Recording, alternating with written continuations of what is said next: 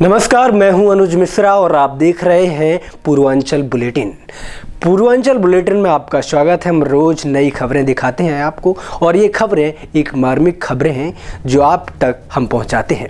सोमवार को गोरखपुर के कैंट थाना क्षेत्र में स्थित एसएसपी आवास के पास उस समय अफरा तफरी मच गई जब एक महिला ने एक व्यक्ति की अचानक पिटाई शुरू कर दी।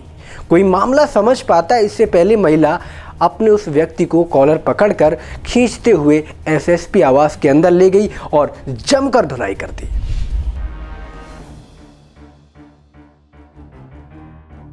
सोमवार को गोरखपुर के कैंट थाना क्षेत्र में स्थित एसएसपी आवास के पास उस समय अफरा तफरी मच गई जब एक महिला ने एक व्यक्ति की अचानक पिटाई शुरू कर दी। कोई मामला समझ पाता इससे पहले महिला अपने उस व्यक्ति का कॉलर पकड़कर उसे खींचते हुए एसएसपी आवास के अंदर ले गई।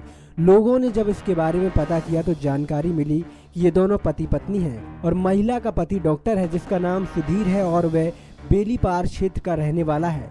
6 साल पहले इसकी शादी रेनू से हुई थी, लेकिन कुछ दिन बाद पति पत्नी अलग रहने लगे। इस बीच महिला को सूचना मिली कि डॉक्टर का किसी अन्य महिला के साथ संबंध है। सोमवार को रेनू किसी काम से अपने भाभी के साथ गोल घर आई थी, जहां उसका सामना अपने डॉक्टर पति से हो गया। फिर क्या था, हो गई भड़ास निकालने की शुरुआत। इसी बीच सूचना पाकर पुलिस मौके पर पहुंची और दोनों को थाने ले आई, जहां दोनों की तहरीर पर मुकदमा दर्ज कर लिया गया है। इस वारदात की वीडियो आज वायरल हो गई।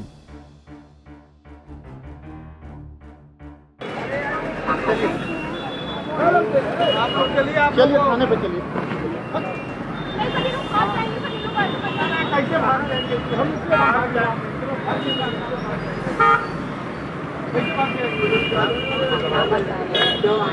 अरे भाई ठीक है, हम आज की बात जानते हैं।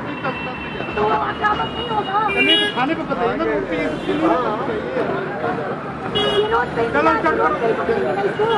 गाड़ी आइए, बैठिए सर। आप चलो हम बैठो सर। तो गाड़ी स्टार्ट करो, पीछे पीछे चल रहा है। गाड़ी में मैं भी चलूंगी सर। थोड़ा फोटो दिखाइएगा। हाँ, गाड़ी पे इनको आप बस जाइए तो हम लोग थोड़ा फोटो दिखाइएगा। फोटो दिखाइएगा। फोटो दिखाइएगा। फोटो देखिए भैया।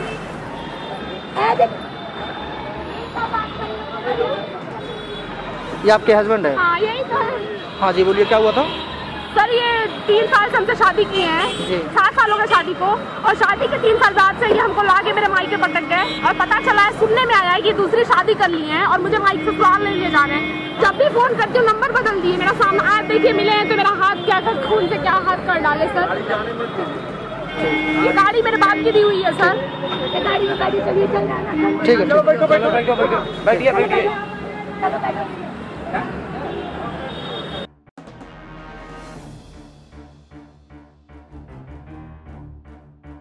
नेक्स्ट 9 न्यूज के लिए गोरखपुर से रविंद्र चौधरी की रिपोर्ट।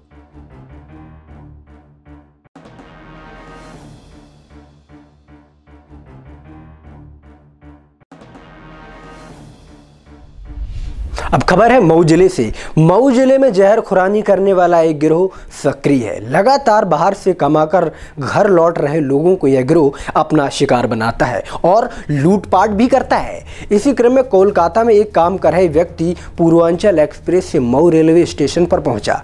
इसके बाद उसे घर जाने के लिए एक ऑटो बुक किया। रानीपुर थाने के केरमा गाँव के लिए ऑटो बुक करने के बाद ऑटो सुबह अपने गाँव को जा ही रहा था कि स्थानीय थाने की दौलतेपुर गांव के पास जहर खुरानी का शिकार हो गया। मऊ जिले में जहर खुरानी करने वाला एक गिरोह सक्रिय है। लगातार बाहर से कमाकर घर लौट रहे लोगों को यह गिरोह अपना शिकार बनाता है और लूटपाट करता है। इसी क्रम में कलकत्ता में काम कर रहा एक व्यक्ति पूर्वांचल एक्सप्रेस से मऊ रेलवे स्टेशन पर पहुंचा। इसके बाद उसे घर पर जाने के लिए स्टेशन से अपने रानीपुर थाने के केरमा गांव के लिए ऑटो बुक करना पड़ा। ऑटो से वह अपने घर जा ही रहा था कि स्थानीय लोगों के ही दौलतपुर गांव के पास जहर खुरानी का शिकार हो गए और गिरोह के लोग उसके पास रखे 40,000 रुपए, 2 मोबाइल, सोने की चेन सहित सारे सामान को लेकर फरार हो गए। फिलहाल आनन फानन में उसे इलाज के लिए जिला अस्पताल में भर्ती करवाया गया, जहां पर चिकित्सकों ने जहर खुरानी के शिकार हुए पीड़ित की हालत को गंभीर बताया। वहीं पुलिस लगातार गिरोह के सक्रिय होने से पर्दाफाश करने में जुट गई है।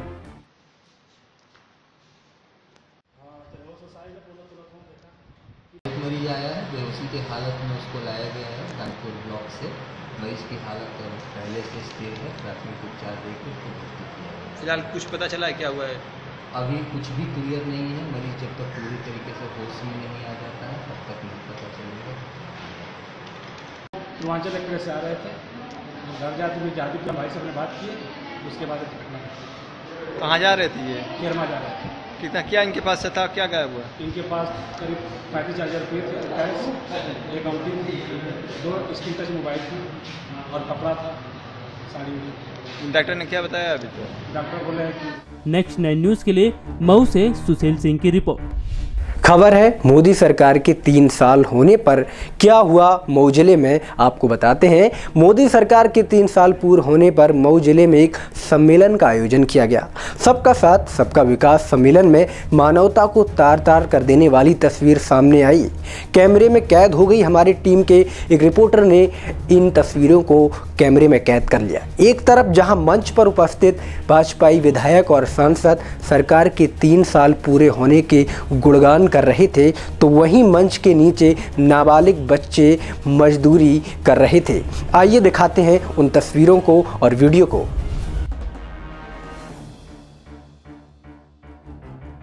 मोदी सरकार के 3 साल पूरे होने पर मऊ जिले में एक सम्मेलन का आयोजन किया गया। सबका साथ सबका विकास सम्मेलन में मानवता को तार तार करने देने वाली तस्वीरें हमारी टीम के कैमरे में कैद हुई। एक तरफ जहां मंच पर उपस्थित भाजपाई विधायक और सांसद सरकार के 3 साल पूरे होने के गुणगान कर रहे थे, तो वहीं मंच के नीचे नाबालिग बच्चों से मजदूरी करवाई जा रही थी। फिलहाल इस मामले में कार्यक्रम के मैनेजर ने नाबालिग से काम लेने वाले कर्मचारी के खिलाफ कार्रवाई करने की बात कही है, लेकिन भाजपाई तो बस सरकार की उपलब्धियों को गिनाने में लगे रहे। वहीं नाबालिग के अधिकारों का हनन हो रहा था। इस पर सबका साथ सबका विकास करने वाले भाजपाई कुछ भी बोलने से कतराते नजर आए। बताते चले कि काम करने वाले नाबालिग कैटरिंग का काम करने के लिए बुलाए गए थे। कार्यक्रम में आने वाले सभी लोगों को पानी और नाश्ता देने का काम नाबालिगों के कंधे पर था। फिलहाल देखना यह है कि खबर दिखाए जाने के बाद इस मामले में क्या कार्रवाई की जाती है।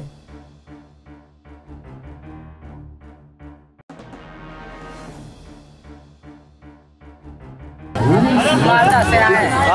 मालदा से आए। कोई कंपनी भेजी है काम करने के लिए?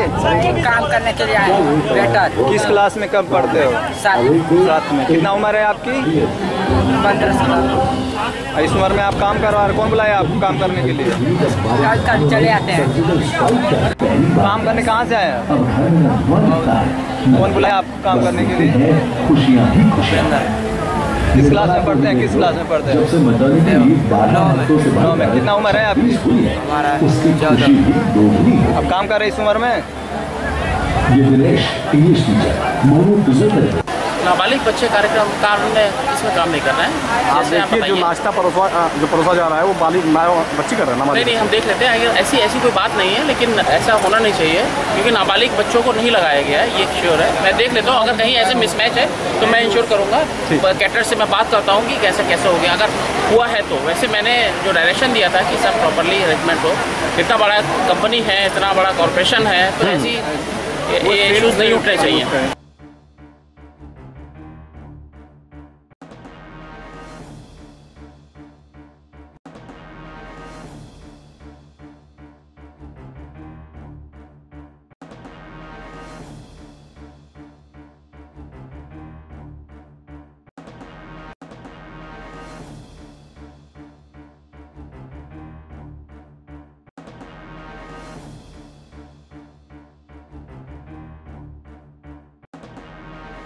नेक्स्ट 9 न्यूज़ के लिए मऊ से सुशील सिंह की रिपोर्ट।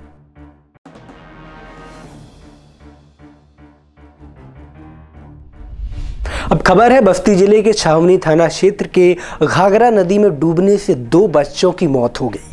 आपको बता दें कि इलाके के काशीपुर गांव के पास बह रही नदी में बच्चियां नहाने गई थीं कि उनमें से ज्योति का पैर फिसल गया और गहरे पानी में चली गई। उसे डूबते देख दूसरी बच्ची विनीता बचाने गई, जिससे दोनों की मौत हो गई, जबकि एक बच्ची का शव नदी से निकाल लिया गया है और दूसरे की तलाश जारी है। बस्ती जिले के छावनी थाना क्षेत्र में घाघरा नदी में डूबने से 2 बच्चों की मौत हो गई। आपको बता दें कि इलाके के काशीपुर गांव के पास बह रही नदी में बच्चियां नहाने गई थी कि उनमें से ज्योति का पैर फिसल गया और गहरे पानी में वो चली गई। उसे डूबता हुआ देखकर दूसरी बच्ची विनीता जब उसे बचाने के लिए गई, जिससे दोनों की मौत हो गई, जबकि एक बच्ची का शव नदी से निकाल लिया गया है और दूसरे की तलाश जारी है। बताया जा रहा है कि घाघरा नदी के बीड़ी बंदे के पास गांव की 4-5 लड़कियां नहाने गई थी। नहाने के दौरान गहरे पानी में जाने की वजह से 2 लड़कियां डूबने लगी। लड़कियों को डूबता देख अन्य लड़कियों ने गांव में जाकर घटना के बारे में बताया, जिसके बाद गांव के लोग इनको बचाने के लिए दौड़ पड़े, लेकिन तब तक बहुत देर हो चुकी थी। वहीं सूचना पर पहुंची पुलिस ने गोताखोरों को बुलाया है ताकि दूसरी बच्ची की तलाश की जा सके। एसपी संकल्प शर्मा का कहना है कि नदी में नहाने गई लड़कियां तैरना सीख रही थी, जिस दौरान यह हादसा हो गया। थाना क्षेत्र में 2 लड़कियां डूब के मर गई, क्या कारण था और क्या पता चला? ये अभी जो प्रिलिमिनरीली जो इंक्वायरी में चीज़ें सामने आ रही हैं कि छावनी थाना क्षेत्र में जिरौली बाबू गांव में 2 बच्चियां लगभग 20 वर्ष जिनकी उम्र है, उनकी डूब जाने से मौत हुई है। एक जो शव है वो रिकवर कर लिया गया है, दूसरे की रिकवरी के लिए हम लोग एफर्ट कर रहे हैं। और जो प्रिलिमिनरी एनालिसिस में आया है वो ये है कि तैरना सीखने का ये लोग प्रयास कर रही थी, उसी में। नेक्स्ट 9 न्यूज़ के लिए बस्ती से रघुवेंद्र सिंह की रिपोर्ट। पूर्वांचल बुलेटिन में आज के लिए इतना ही। कल फिर मुलाकात होगी नई खबरों के साथ, तब तक के लिए नमस्कार।